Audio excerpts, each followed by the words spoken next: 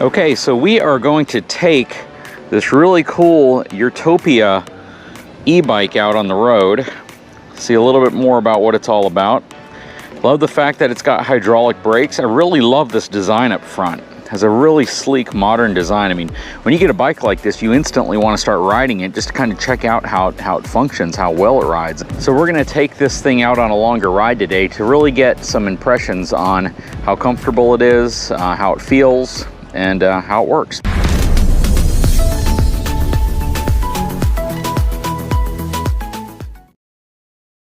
Problem with Texas are these things everywhere.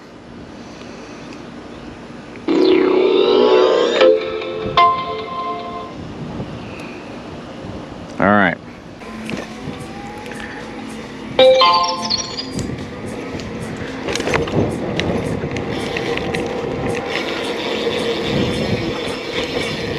God, this thing picks up speed so quickly.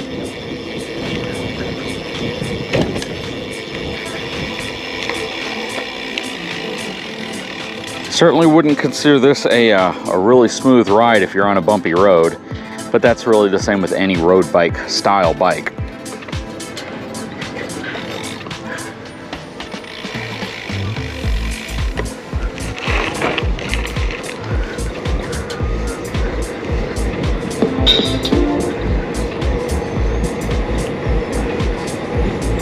Okay, now I'm in rocket mode.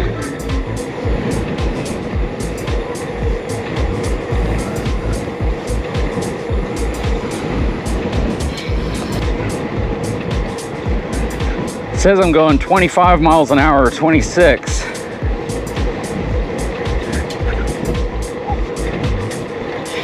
It may be set for kilometers per hour.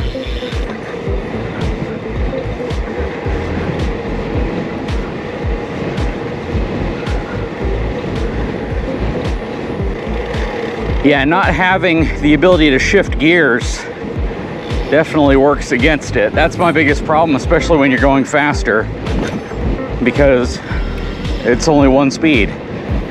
So the motor kicks in a little sooner, but it's not giving you the feel of any resistance at this point.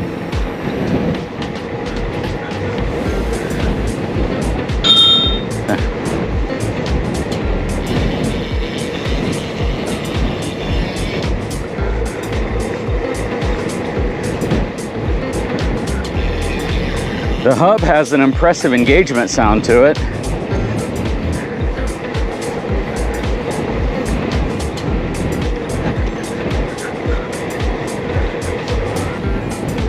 Morning. Good morning, sir.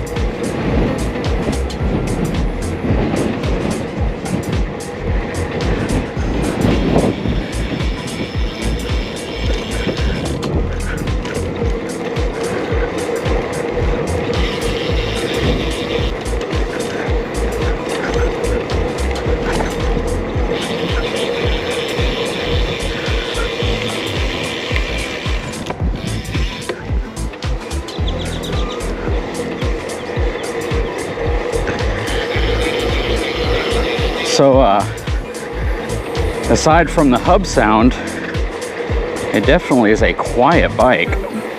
Motor's very quiet.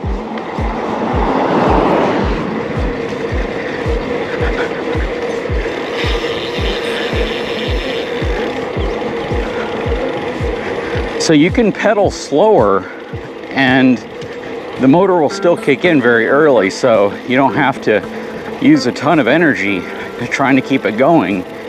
But at this point you can probably hear the hub engaging even though I'm pedaling, because I'm trying to pedal very slow. There's absolutely no resistance on it right now. I mean, this bike would absolutely benefit from a lower gearing or even the ability to change your gears. Even if they made it like a 7-speed or a 5-speed, just to give you a little bit more range in terms of pedaling. Because again, unless I'm pedaling really fast, there's no resistance on the pedal at all. And the throttle essentially is just barely moving your legs. So it kind of acts as a throttle because you don't really need to do much to get the motor to kick in, especially in turbo mode. And then if I drop it down to 3, Bike does slow down a bit. There's no way I'm going 27 miles an hour though, so this thing has to be set for kilometers. I'll have to go in and change that.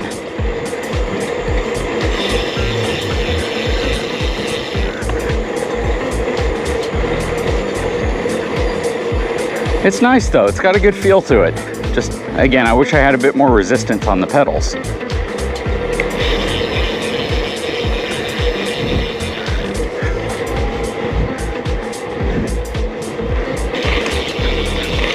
And as with just about any road bike, you don't have a lot of traction. So if you hit a soft spot, gravel, dirt, especially if you're cornering, you can find yourself eating dirt.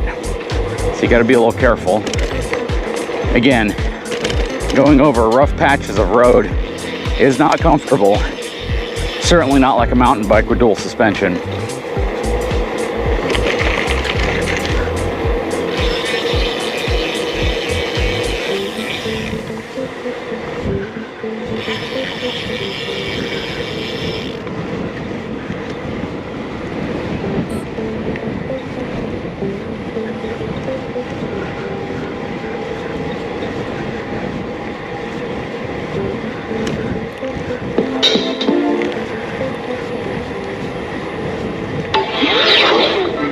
And there doesn't appear to be a huge difference in terms of power when you switch to turbo. It just seems as if the motor kicks in a little bit more seamlessly with your pedaling. So I just barely have to move the pedals for the motor to kick in. Again, it almost feels like it's more of a throttle mode because I can just barely spin my pedals and the motor stays on its full speed. It's kind of interesting. The seat or the saddle on this, it's okay. It's not what I would say is an extremely comfortable saddle. It's not horrible, but it definitely feels like it's not as high end, or it doesn't feel as plush over longer trips as the other saddle that I use.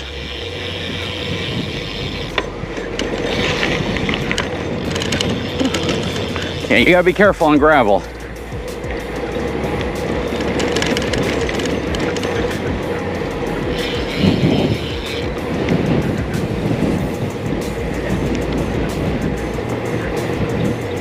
It's nice.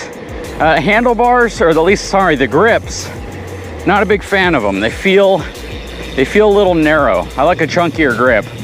But again, you know, this is me coming from a mountain bike to a road bike like this. And yeah, missing some of that suspension that I get on a mountain bike. Changing out the grips on this thing isn't much of a task. These are lock-on grips, so you'd be able to just unscrew them and slide them off and put new grips on. That's always one of those customizable features, along with pedals. So you can put your own pedals on here, of course, if you want some clipless pedals, or if you want to put something different on. Again, riding feels just like a road bike. Pedaling, I miss having some gears. I wish I had more gears. I feel like I could actually go a lot faster if I had some gears. Overall though, this thing's pretty sweet. Now, pedaling sensitivity with this cadence sensor is actually pretty nice. It's very sensitive. It doesn't feel like there's any lag at all. Power is very instantaneous, very smooth, very linear, and certainly has a good feel.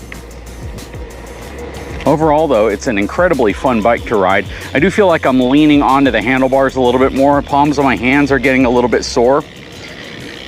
And yeah, that's gonna be partially because of the grip, but also because of the angle. This is a medium-sized bike, so this is really perfect for people between about 5'6" and maybe 6'1". Yeah, very cool. And this is a printed 3D carbon fiber frame. Very nice. So yeah, I definitely say that it's a nice bike. It has a lot of really cool features to it. For folks getting into e-biking and wanting more of a commuter style road bike, this might actually hit the mark perfectly.